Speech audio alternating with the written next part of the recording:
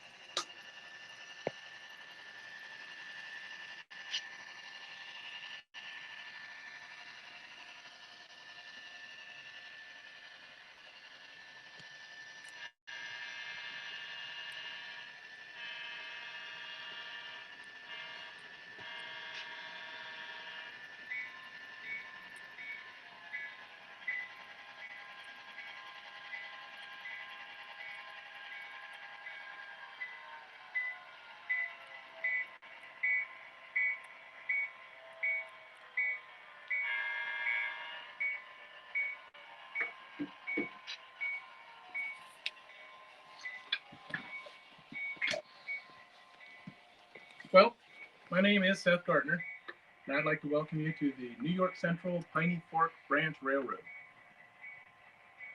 You're here in the basement with my son, Daniel, who's working the camera. It's the fall of 1964. Could be a little earlier, could be a little bit later. I haven't held strict to that year itself. We're at the end of the lightning stripe era. Coal is still king. And like I said, this is Eastern Ohio. I've been working on my railroad about 20 years. Often I have visitors who come look around and say, when are you going to finish it?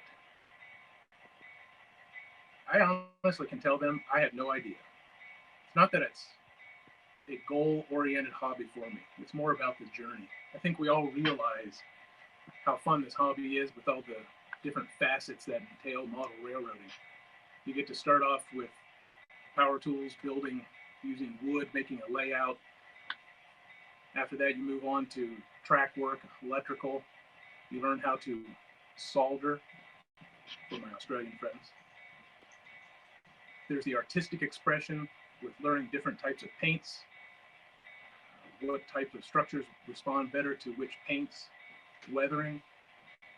We've seen some great examples of what people can do with weathering and chalks, paints, various pan pastels, things of those. The hobby also incorporates computers, computer-aided animations, as well as computer control. As far as you want to go, there is no limit with signaling, with the use of computers. There's all the different types of glues, and adhesives, and types of materials that you can build with, plastics, wood. Take it even further. You can do photography. You can do videography, as Daniel's doing. And now model railroading even gets you into the realm of doing podcasts or maintaining a web page so that you can share what you're creating with others through the internet. Quick side note, in case I forget to mention later, I do have a Facebook group. You're all welcome to check it out and become part of the community if you want to. It's called the NYC Piney Fork Branch. Do a search. If you like what you see here today, you may get to see more pictures of scenery in progress, as well as a place where I try to preserve some of the history of the railroad.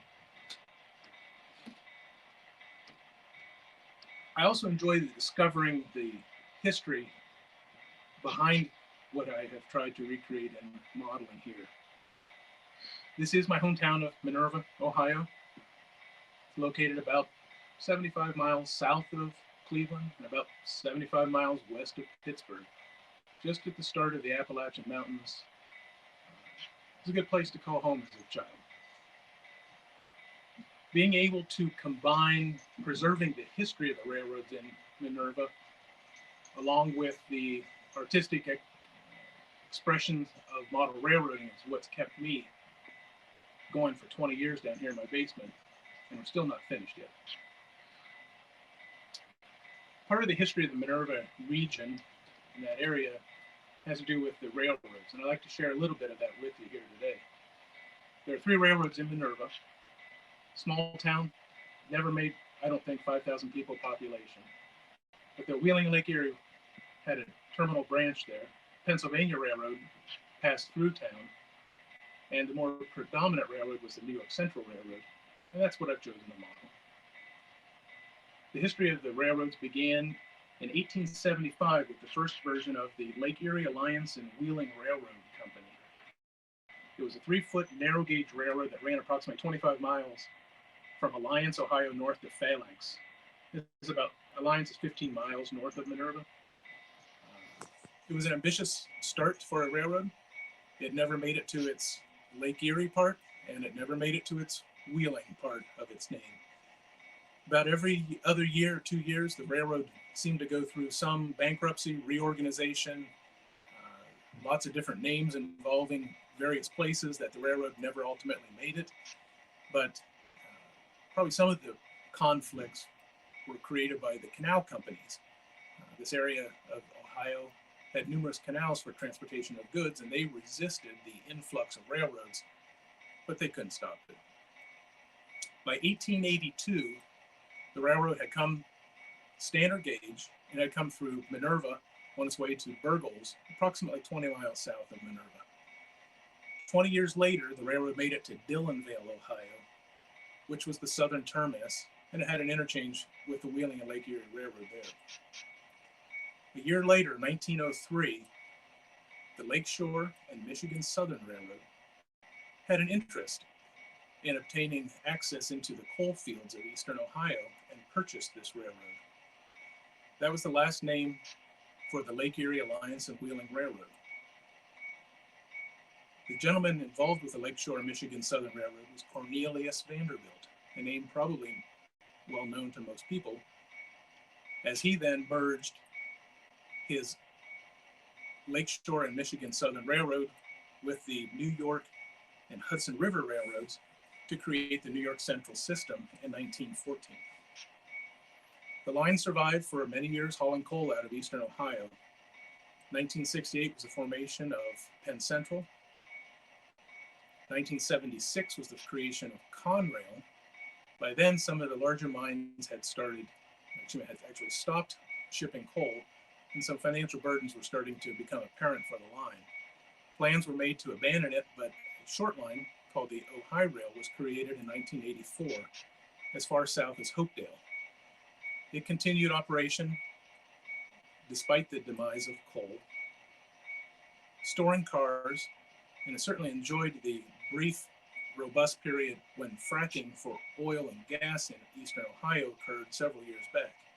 At that time, lots of new trackage and switches were relayed in the yard. It was a bright and prosperous time for the railroad, but that unfortunately has ended, and now things are much quieter. And in fact, Seth, it's Gordy.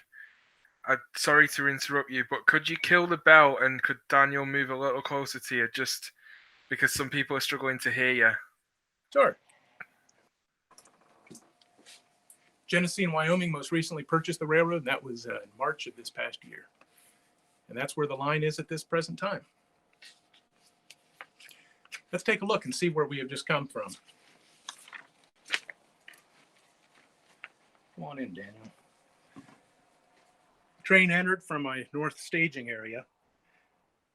I've represented an industry that's fairly well known to the area called the Minerva Wax Paper. Originally, it was served from the Wheeling and Lake Erie Railroad. I've chosen to model this as a static line with no movement of trains, so instead it is served off of my railroad for the operations. This is the area of Minerva Junction. 3 railroads cross each other. Train movements were guarded by train board signals. Whether it's vertical or horizontal gave permission for those crews who also changed the signals to proceed. Once again, we had the Wheeling and Lake Erie. Pennsylvania Railroad passed straight through town, and the New York Central Railroad came in from the west on up to the yard eventually, we'll see. In 1960s, New York Central abandoned its route up to Alliance, Ohio, instead in favor of using the Pennsylvania Railroad trackage rights. Here in Minerva Junction, we also have my father's business. My grandfather started the business in 1938. It's called General Color and Chemical. I've tried to faithfully replicate most of the buildings in the complex. We're still missing one just due to limitations of real estate here in the basement. It's an active shipper for my modeling purposes. If you were to pass through Minerva today, you would see a large Quonset hut here at this location, which is the location for Ohio Rail, but now Genesee and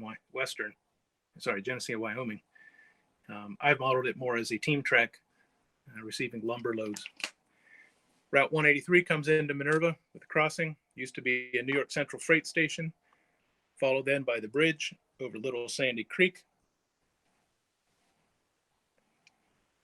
And we proceeded up to the Minerva Yard. The yard itself was approximately 1 mile long.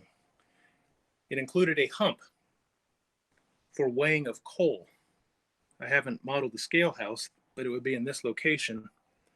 This signal was used to instruct the train crews proper speed to push the cars over the hump, where they collected into a 12-track bowl on the east side of the railroad yard. There's a 14-stall roundhouse. It was built in 1918. It ended up being sold in 1950s to an industry that wanted the overhead craneways to service their forges. The company would make various auto parts through a cold forging process. This is a model of the Minerva Yard office. Spent much time there as a child. Ride my bike to the yard and learn much about the operation of the yards and the railroad south.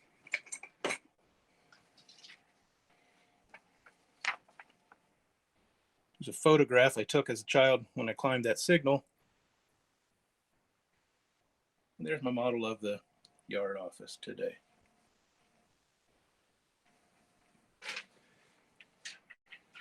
Continuing through the yard, we have the coal dock, which existed until it was torn down in 1984.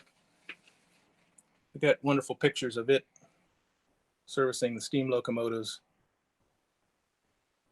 before it fell into disuse. Continuing through the yard was an engine house area. The most striking thing for me was the repurposing of a steam locomotive tender for the storage of diesel fuel for the diesel locomotives. Tried to faithfully recreate this even down to the dipstick that was used to test how much fuel was left in the oil bunker. Next to it's a sand car for sanding the locomotives. This is the blacksmith shed. We stored minor supplies. And last are two coaches on the ground, one for use by the engine men and the crews heading south out of Minerva, and the other for the signal department.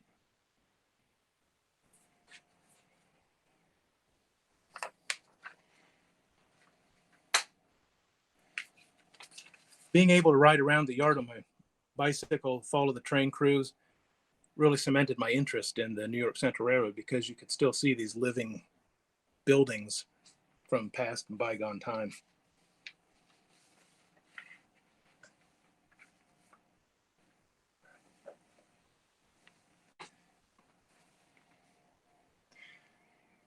Through years of participating in this hobby, it became apparent that I enjoyed operations. After moving here to the Charlotte area, I became associated with a local group, the Piedmont and Western Railroad Club, that met monthly. And we would host operations on Jack Parker's Great Railroad. And it really cemented the idea that operations are the reason why I like to build my railroad.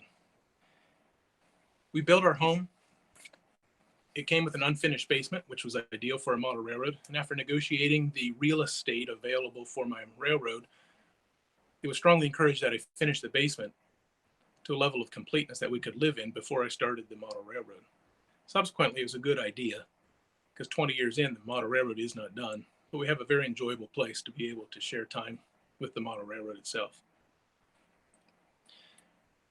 I decided to recreate the line, New York Central line, from my hometown of Minerva south to the coal fields of eastern Ohio. I developed a fondness for the lightning strike scheme of the New York Central, and for my era, the 4-axle units of the Jeeps and cab units would be ideal, knowing that I would have limitations of 24-inch radius curves to make good use of the available space. I decided to include many of the mines that had been closed prior to my era, simply for the operational interest of having different mines for the crews to switch out. This line ended in Dillonvale, but I decided, using my modeler's license, that it might be more interesting if the line were to continue to a southern connection. Closest would be the Toledo and Ohio Central line, extending from Charleston, West Virginia, through Columbus to Toledo. So I created a line, and I extended my railroad to the next available town south, which happens to be St. Clairsville, Ohio. This is not a representation of that location, and it never had a steel mill there. But having moved to our current location from Pittsburgh, I came to appreciate the heavy industry available and the operational potentials with having a steel mill. And I decided I wanted one for my railroad, and this was the easiest way to incorporate it. So now, south of Dillonvale, I have created the line through St. Clairsville, which includes a steel mill, and then continues on off the railroad past that. An important catalyst for the development of my railroad comes from a friendship that developed when I was a teenager in Ohio. My friend Chip Sim was a great teacher to me. He hired off the railroad with Penn Central out of high school and became an engineer on this line going south to the mines.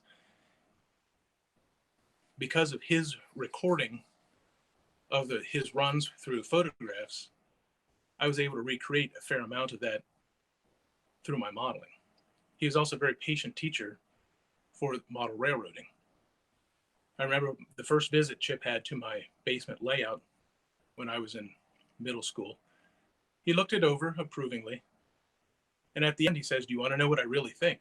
And I said, "Sure." Eager, beaming, smile, anticipation. He says, "I think you ought to tear the whole thing out."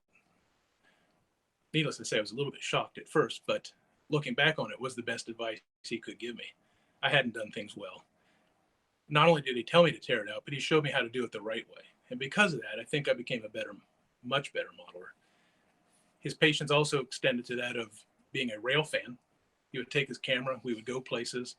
I could accompany him to Pittsburgh, Altoona, to the Horseshoe Curve. One time we even went to New Jersey where we chased GG1s and ended up taking cab rides out of Trenton Station. It was great. Our friendship continues this day. He travels through the area, stopped off to see what I've come up with. He's helped out with the building of several structures. For your continued interest and all that you've done prior to that, I just want to say thank you, Chip.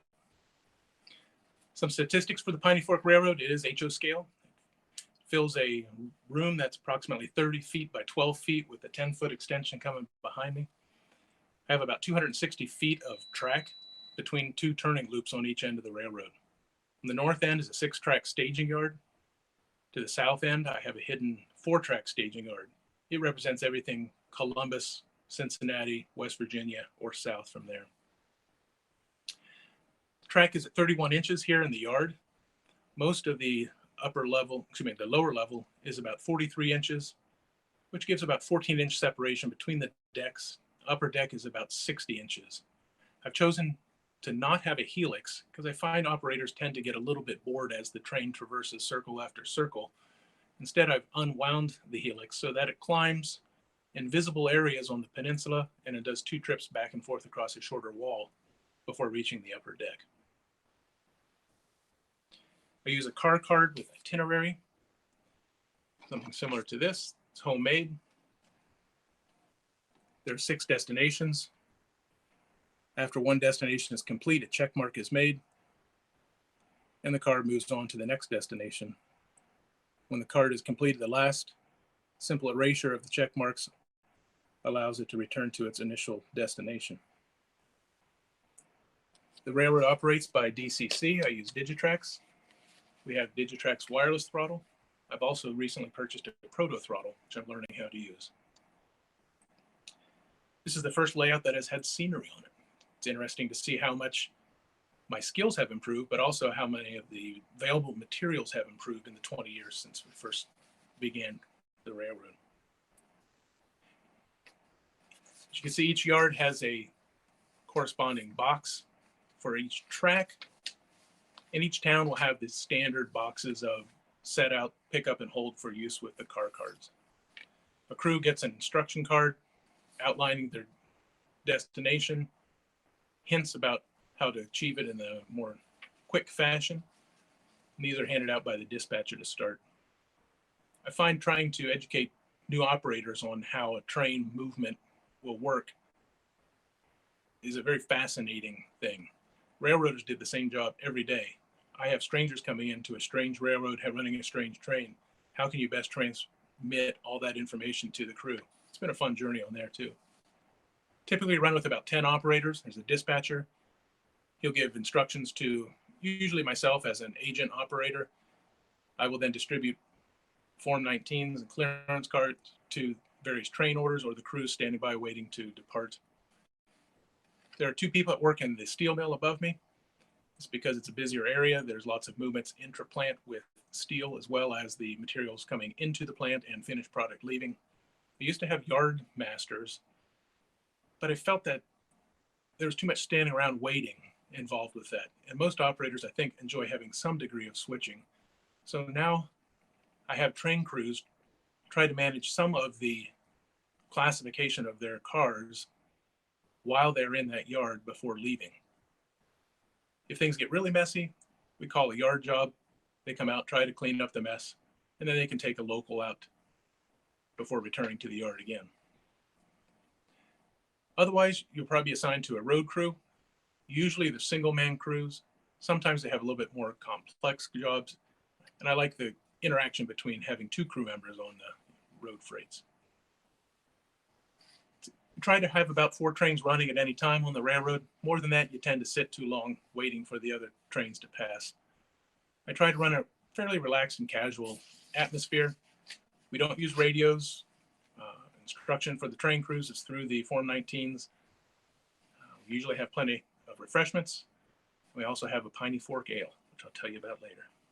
Let's get the train going. We can take a little bit more time talking later.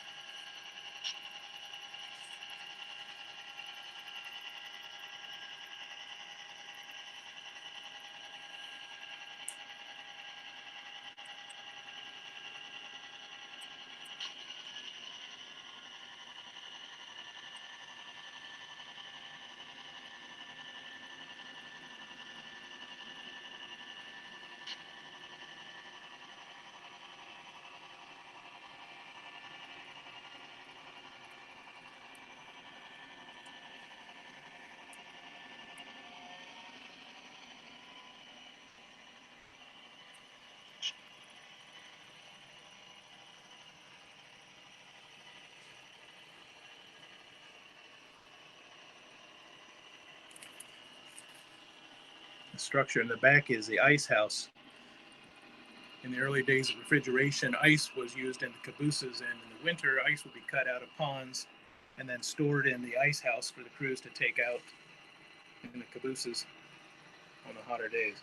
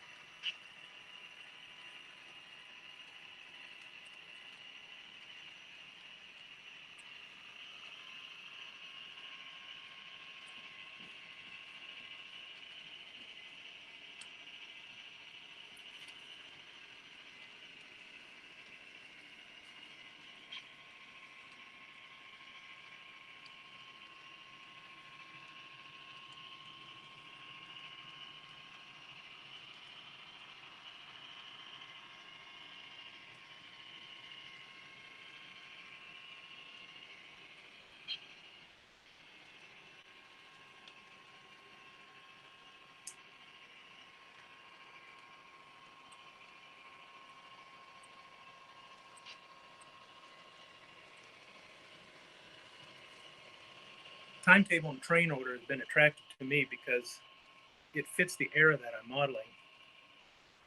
But also, I think it gives the crews an opportunity to think a little bit more than just following a signal indication to get their train across the railroad. The dispatcher is given a train sequence to follow. He will then dictate his orders to the operator, who writes what he has dictated on carbonized Form 19s, which are then given off to the crews at the train order stations or pinned to the fascia when they arrive. We follow a 3-to-1 fast clock, and we have a timetable. I think it's good for the railroaders to think about what is going on in their railroad besides their train alone. We have limited passenger service here on this railroad, and a couple of the freight trains follow a timetable, but I find there's too much variability in the speed at which people switch to be able to follow a timetable strictly. Railroads always ran late, and I tried to stress that to my operators, that it's okay to run late. Let's just have fun, be safe. I don't find great joy in running as fast as you can for the completion of your job, just to mark up for the next and run through it as fast as you can as well. We usually run about a 6-hour operation. About halfway through, we take a lunch break so we can sit back and usually make fun of each other. Socializing with the friends is a big part of the operations, I feel. And I appreciate that others give me their Saturdays so we can get together for our hobby. Trains entering Burgles now. Climb past a typical sort of farm.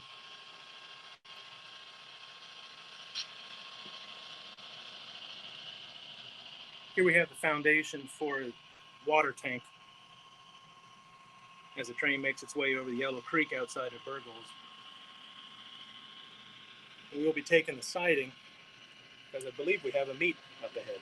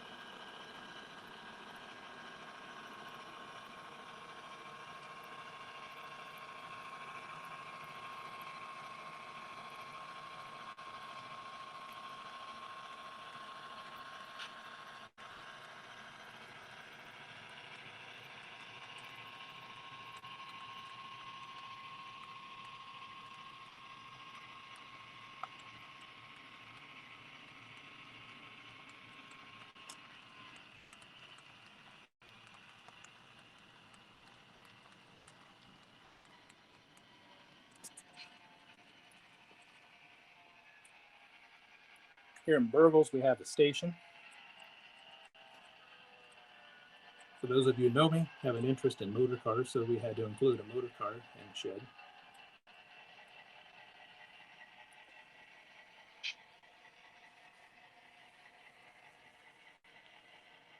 This is the Reber Coal Company. Modeling done by my friend Chip, based off of the photographs.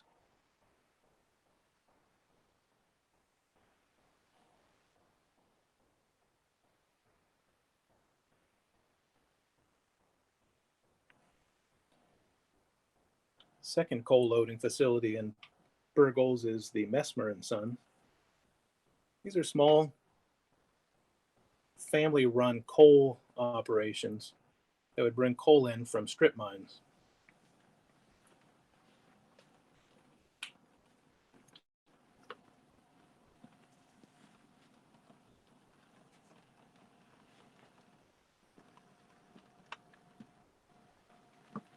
And last is the G&S Coal Company. Just a simple coal loader.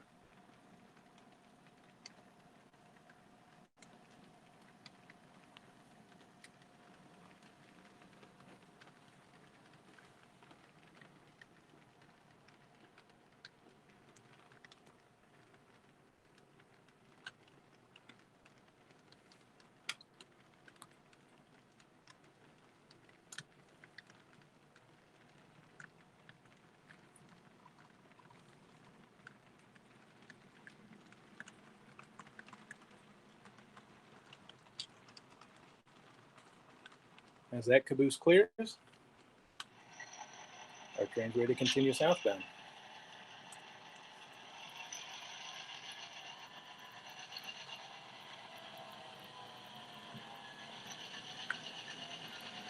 Leaving Burgos, the train crosses over Yellow Creek one more time.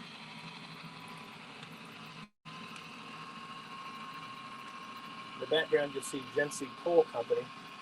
It was accessed via the Wolf Run branch, about a 3-mile branch line off of the Piney Fork line.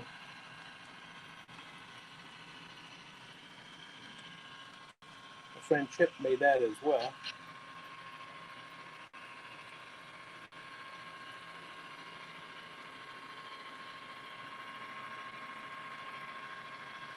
This is the last segment of the railroad that has to come up with any scenery.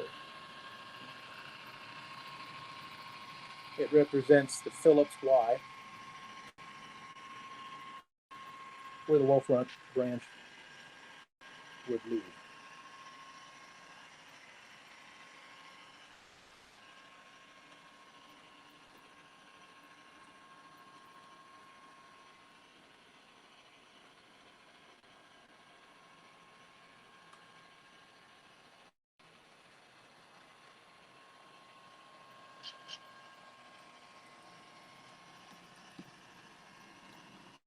This area represents my most recent scenery additions.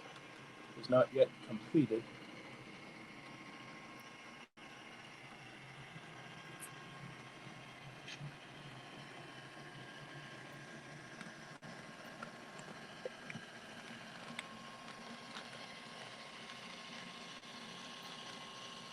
Trying out photo backdrops.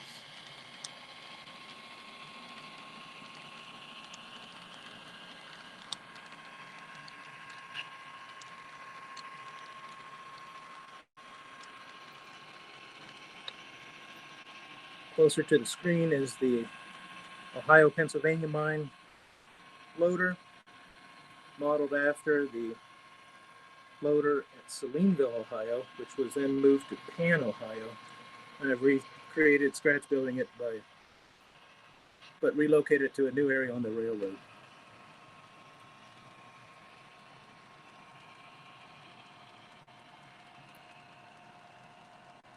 Train meanders around the back.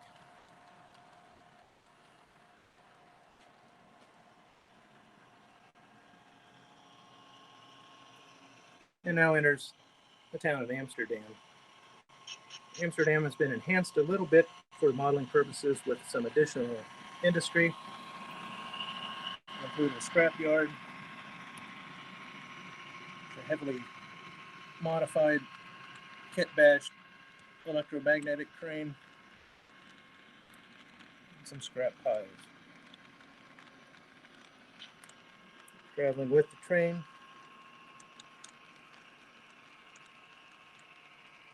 we have the Amsterdam Hardware and Lumber Company.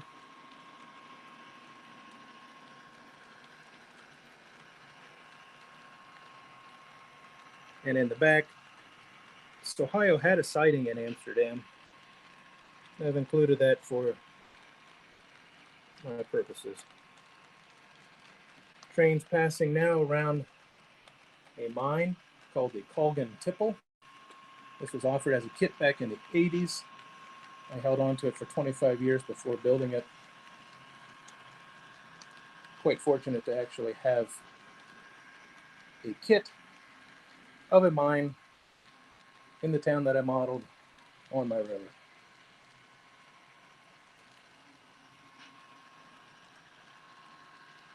Train is continuing around, turn back, entering a tunnel, which I call Apex. It was a tunnel on the railroad.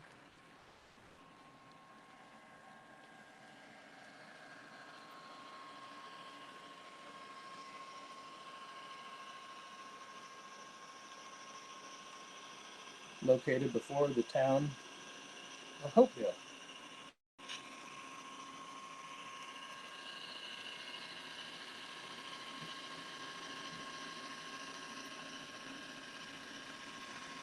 Hopedale had the die pole company known as Dieco.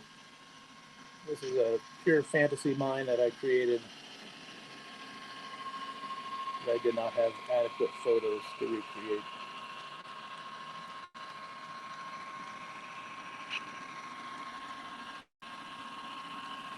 Railroad is passing through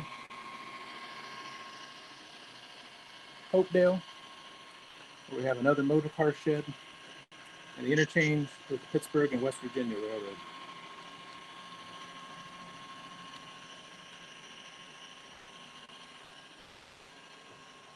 Industry representative of the area of Ohio consists of brick and flues, and this is my Hopedale brickyard, the decommissioned kiln out front, and more modern ones in the back.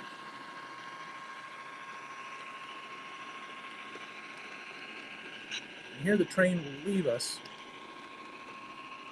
for a short period of time as it climbs to gain elevation for the upper deck.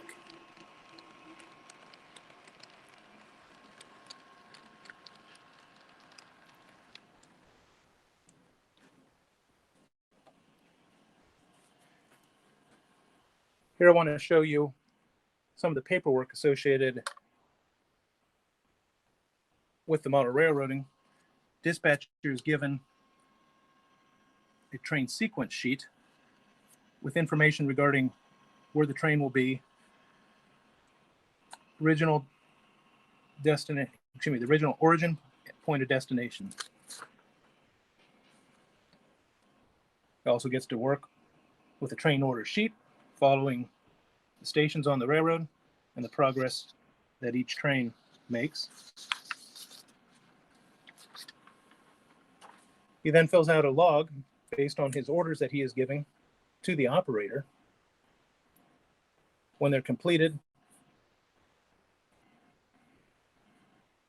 the dispatcher gets to sign off on those. We have clearance form A, and we have carbonized form 19s. Here's an example of a timetable for our railroad.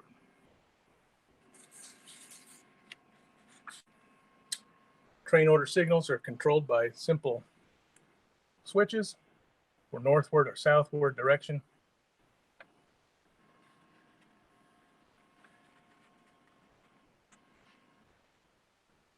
Here's a mine. I got inspiration from a photo on the internet that I've recreated and is now Marion Mine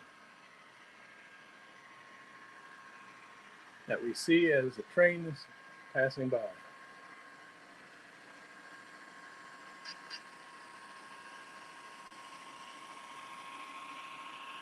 We're standing outside of the main train room at this point, which gives us a chance to look back in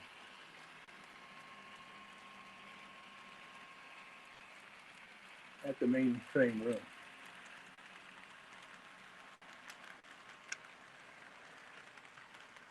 We'll pass around this wall and pick up the train as it approaches the upper deck.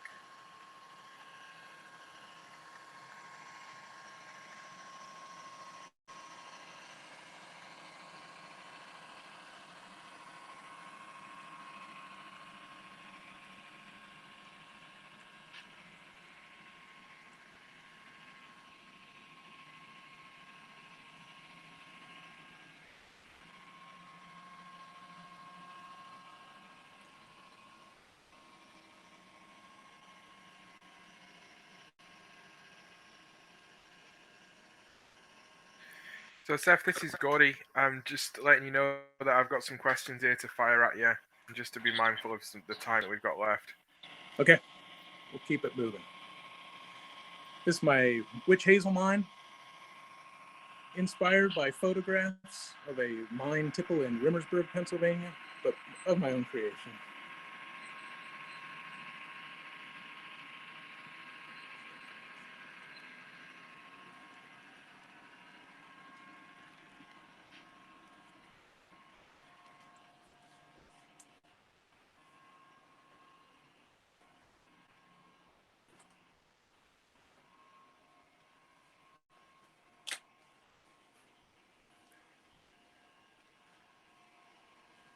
Here the train's arriving at Piney Fork Yard.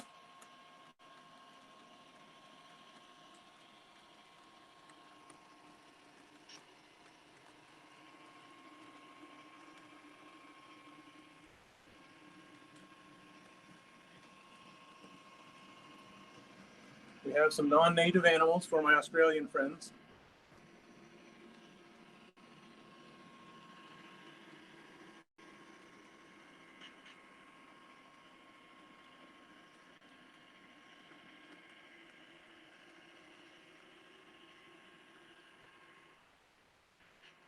This is one of the larger mines on the railroad in real life, as well as modeled, represents the Piney Fork mine. Coal was brought in by a narrow gauge electric tram from a couple valleys away. The electric trams would bring the coal in, be processed, cleaned, and then ultimately dumped into the railroad hoppers. This area represents the electric narrow gauge railroad. Backdrop has the prep plant, and on the backdrop you can see the mine, the bridge leading to the strip mines a couple miles away.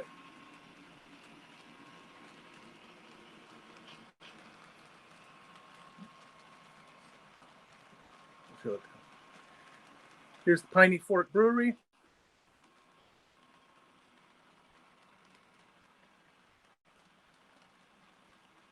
The train goes out of sight to come back into what I have created as Dillonvale. This is my anchor Hawking Glass Company. It's an interchange with Dillonvale Smithfield Railroad.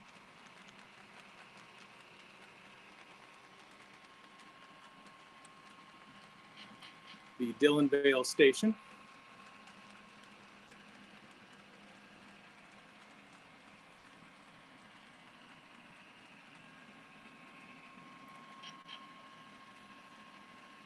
A fantasy company called the Sim Engineering, after my friend Chip Sim.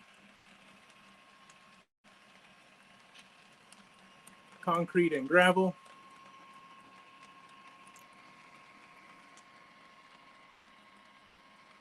The bridge is, the train is going over the bridge to the Dillonvale Power and Light.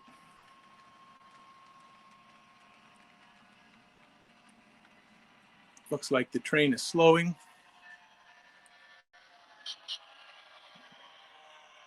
And this is just to simply show on my fascia, I have a button controls a small LED that'll burn for 3 minutes, which provides train separation or protection whenever operating on the railroad. Passing by the Yellow Dog Mine, the train will temporarily go out of view as it enters St. Clairsville. Yellow Dog Mine.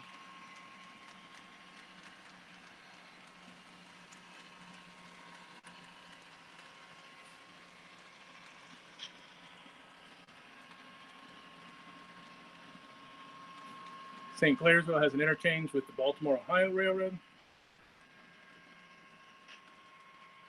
A few industries such as Pittsburgh Paint Company, Team Track, and the Parker Box Company.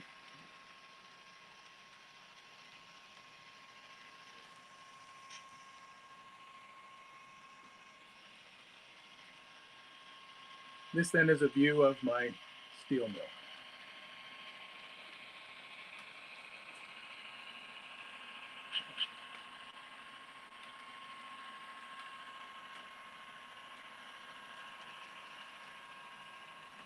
Train has now traveled basically to the other end of the railroad, above the yard. It'll be entering through that tunnel and either go to a turnback loop or a 4-track staging yard. I'd like to give you a quick tour of the steel mill. Raw materials come in. I don't model the rotary dumper, but ore bridge is available to move ore, limestone,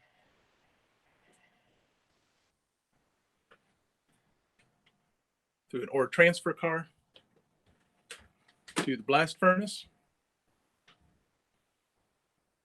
I took about a year's worth of time to rework the blast furnace, including some lights, extra details, railings. And I've also included, not sure if you can see it, a fully detailed cast house floor. Created a button, and I have electroluminescent wire representing the flow of the iron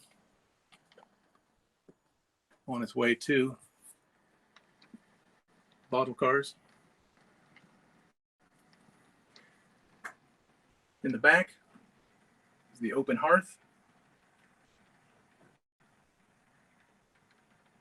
Ingots are filled, transported over to an ingot stripping building. In front, I have a fuel oil rack fuel tank, and in back is the scrapyard.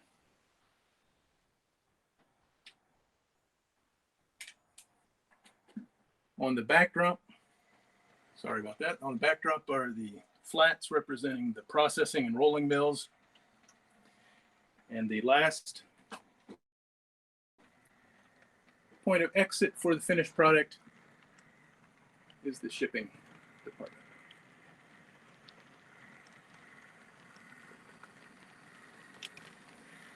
And that's my railroad.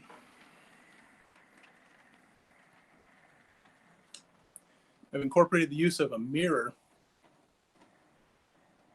on the back wall to be able to double the size of my open hearth without actually having to model twice as much of the building.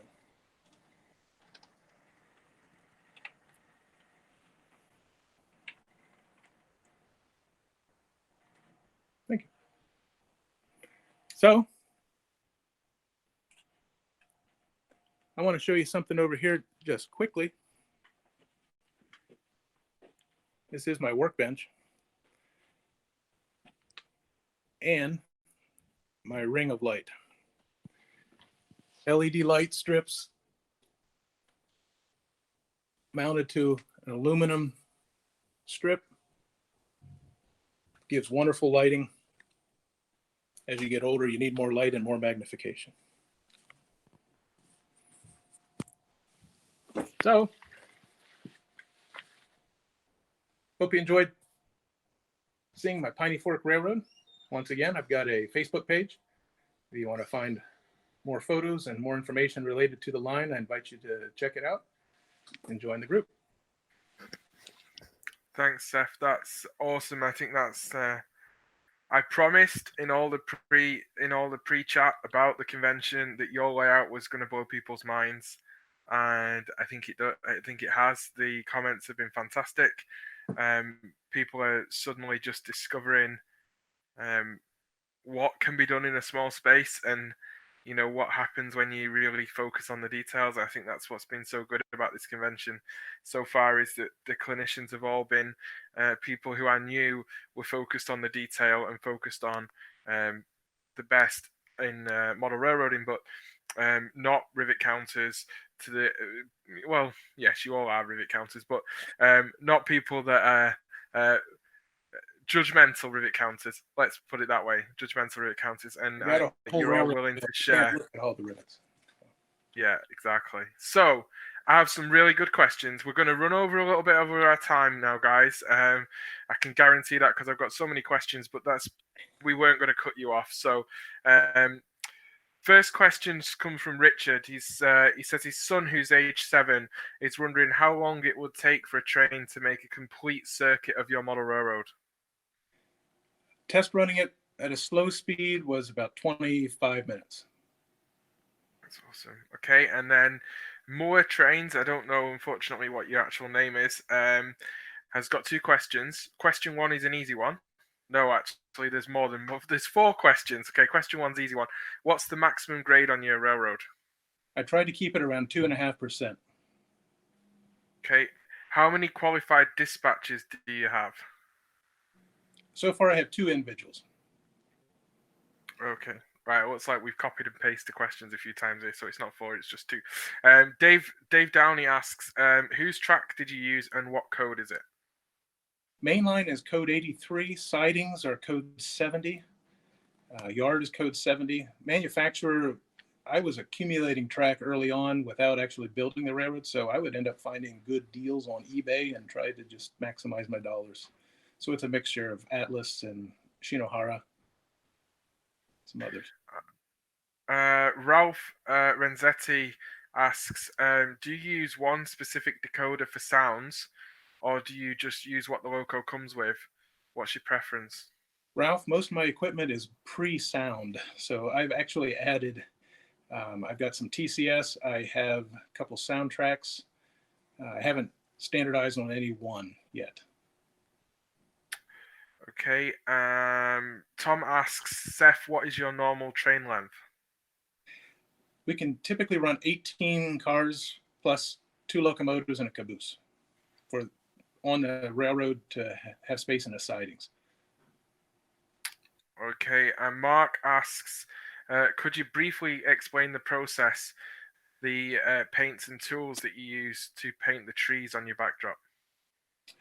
They're done with acrylic paints.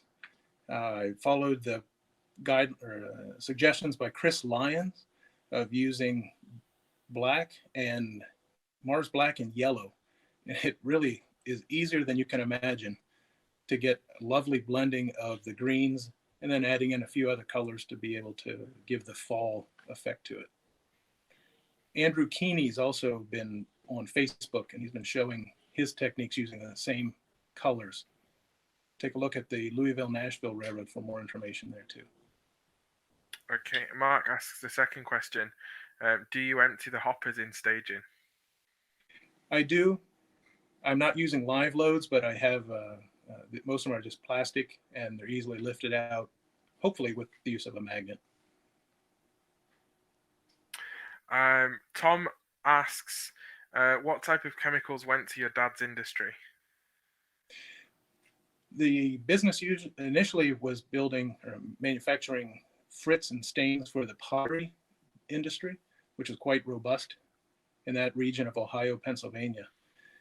With time, that has fallen off. It made some glass enamels, such as if you remember, the 8 packs of 16-ounce Coke and Pepsi bottles that you would return to get refilled. Those labels are glass enamels, so they made those.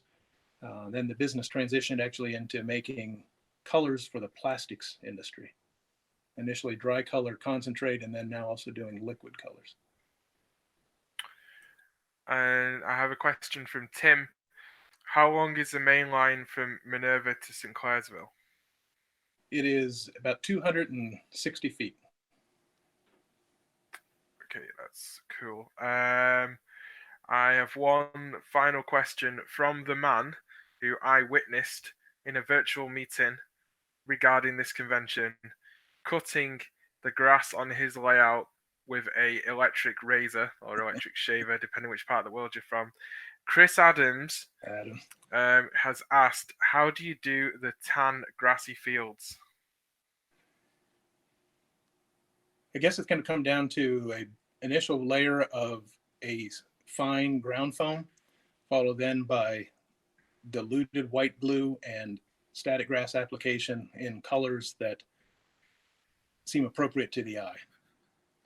And then if you need to make longer grass, I've been playing around with the use of hairspray and reapplying static grass to give longer lengths. I find my applicator doesn't do well for 6 millimeters and above. The grass tends to just lay flat. Okay. That was all the questions that we've had in.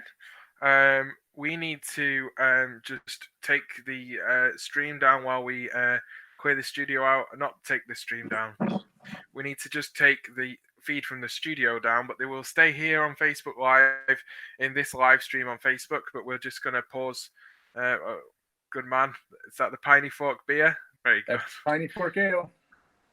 That's my other interest, along with motor cars. So check out the website. Thanks for joining, everybody. Thank you, Gordy, for putting this together. No, thank you so much for helping us out here. So we will we'll be back in a few minutes. We may be just a little bit past the hour while we just get Mike into the studio for his clinic. But thank you, everyone. Keep watching. Stay tuned.